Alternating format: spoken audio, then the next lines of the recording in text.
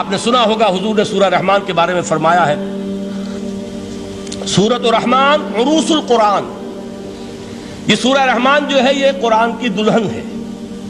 جیسے دلہن کو آپ خوشنما لباس پہناتے ہیں، آراستہ پیراستہ اس کو گہنے اور اس کو زیور پہناتے ہیں، تو جس طریقے سے سجاتے ہیں آپ دلہن کو، اللہ تعالیٰ نے ایک سورت قرآن مجید میں یہ ایسی رکھی ہے سورہ رحمان کہ اسے خوب سجایا ہے۔ اس میں الفاظ کا در و بست، اس کا اپنا ایک ڈیوائن میوزک ہے۔ وہ تو اللہ تعالیٰ قراء جو ہے خاص طور پر مصر کے قراء، اللہ تعالیٰ ان پر رحمت نازل فرمائے، ان کی خطاؤں سے درگزر کرے۔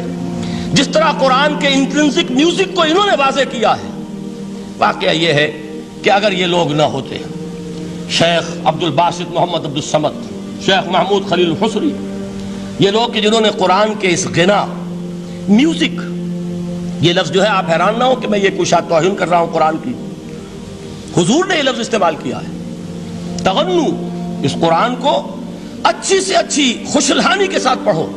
من لم یتغن بالقرآن فلیس منا، جو قرآن کو بہتر سے بہتر انداز میں، اچھی سے اچھی آواز میں، خوشلہانی کے ساتھ پڑھنے کی کوشش نہیں کرتا، وہ ہم میں سے نہیں ہے۔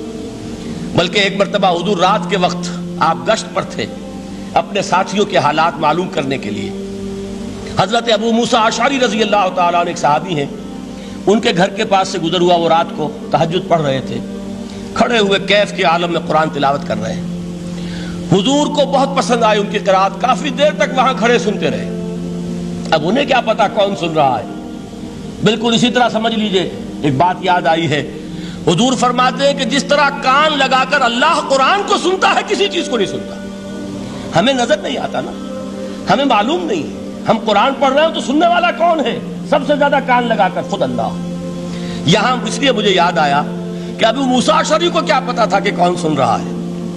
وہ اپنی کیفیت میں نماز میں تہجد میں قرآن کی تلاوت کر رہے تھے، اور ظاہر بات ہے ان کے گھر ایکڑوں میں بنے ہوئے نہیں تھے، ایک ایک کمرہ، ایک ایک کوئی حجرہ، ایسے ہی تو گھر تھے نا صحابہ کے، لہذا حضور پاس سے گزرے، آواز آئی، کافی دیر سنتے رہے۔ اس کے بعد آپ تشریف لے گئے، صبح فجر میں ملاقات ہوئی تو حضور نے تحسین کے انداز میں فرمایا، یا ابا موسیٰ انک قد اوتیت مزمارا من مزامیر آل داؤد، اے ابو موسیٰ تمہیں تو آل داؤد کے سازوں میں سے ایک ساز اللہ نے عطا فرما دیا ہے۔ جس طرح حضرت داؤد لہن داؤدی مشہور ہے کہ جب وہ پچھلے پہر رات کو حمد کے ترانے الاپتے تھے، قرآن میں ہے کہ پرندے شامل ہو جاتے تھے ساتھ، اور پہاڑ وجد میں آتے تھے، پہاڑ بھی ان کے ساتھ شریک ہوتے تھے۔ تو جس طرح کا اللہ نے ان کو لہن عطا فرمایا تھا، حضور نے تحسین کے انداز میں فرمایا ہے ابو موسیٰ اشعری، اللہ نے تمہیں بھی آل داؤد کے سازوں میں سے ایک ساز عطا فرمایا۔ بہرحال قرآن مجید کا جو یہ میوزک ہے، قرآن کے الفاظ کا جو حسن ہے، جہاں تک حسن معنوی ہے وہ تو ہر لفظ میں ہے، لیکن یہ حسن ظاہری، حسن صوتی، حسن لفظی، یہ اپنے کلائمیکس پر آپ کو نظر آئے گا سورہ رحمان میں۔ لیکن قرآن میں یہ سورت اس اعتبار سے بھی ممتاز ہے، اس کی 4 آیات پر ذرا توجہ کریں گے، عجیب حقائق سامنے آئیں گے۔ جہاں یہ قرآن مجید کے حسن صوت اور حسن لفظی کی معراج ہے، وہیں اس کی پہلی 4 آیات میں 4 چوٹی کی چیزوں کا ذکر ہے، سب سے اونچی چیزیں۔ پہلی آیت کیا ہے؟ الرحمن، ایک آیت ہو گئی۔ رحمان کیا ہے؟ اللہ کا نام ہے۔ کبھی آپ نے غور کیا اللہ کے ناموں میں سب سے پیارا نام کون سا ہوگا؟ رحمان۔ کیوں؟ اس کا مادہ کیا ہے؟ رحمت۔ ہمیں سب سے بڑھ کر جس چیز کی ضرورت ہے وہ کیا ہے؟ رحمت خداوندی۔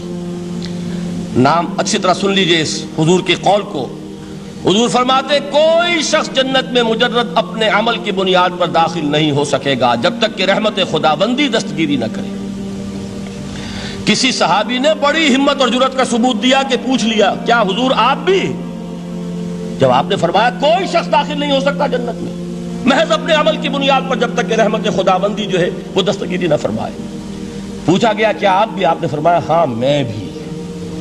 آپ انداز کیجئے کہ اگر محمد الرسول اللہ بھی رحمت خداوندی کے ضرورت مند ہوں تو تاب دیگراں چے رسد، ہماری تو سب سے بڑی ضرورت رحمت خداوندی ہے۔ اب یہ رحمت جو ہے قرآن مجید میں اللہ تعالیٰ کی یہ شان 2 الفاظ کے ذریعے سے آتی ہے، رحیم اور رحمان، اور کوئی مادہ نہیں ہے جس سے 2 نام بنتے ہوں اللہ کے۔ لیکن یہ مادہ ہے واحد رحمت کا کہ جس سے رحمان بھی ہے رحیم بھی ہے۔ رحیم صفت مشبہ ہے، رحمت دائم ہو جائے گی، مستقل ہوگی تو رحیم کہیں گے، اور رحمان اس میں رحمت کی ہے وہ شان ہے کہ جیسے ٹھاٹھے مارتا ہوا سمندر ہو، ہیجان کی کیفیت، طوفانی کیفیت، رحمت خداوندی کا طوفانی جوش، وہ ہے رحمان۔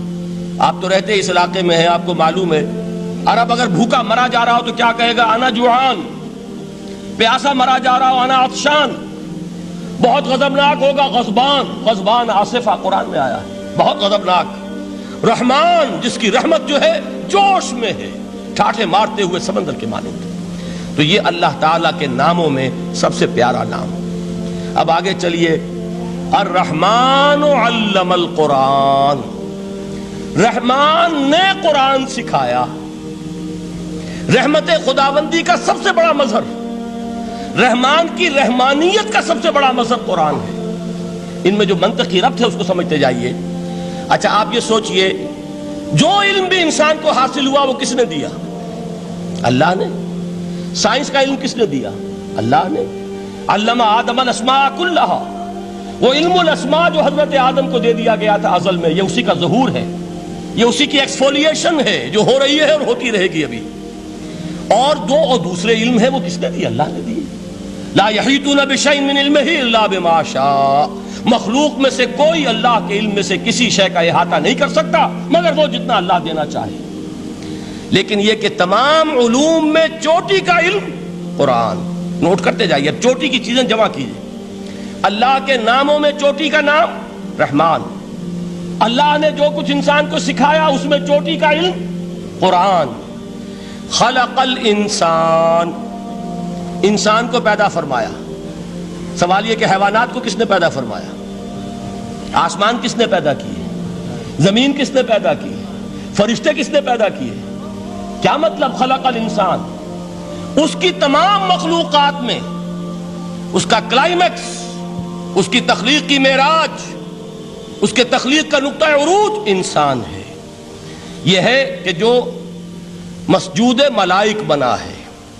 وَلَقَدْ كَرَّمْنَا بَنِي آدَمَ وَحَمَلْنَاهُمْ فِي الْبَرِّ وَالْبَحْرِ وَرَزَقْنَاهُمْ مِنَ الطَّيِّبَاتِ وَفَضَّلْنَاهُمْ عَلَى كَثِيرٍ مِّمَّنْ خَلَقْنَا تَفْضِيلًا۔ تو تخلیق میں سب سے اونچی تخلیق انسان کی، علموں میں سب سے اونچا علم قرآن کا، اللہ کے ناموں میں سب سے اونچا نام رحمان۔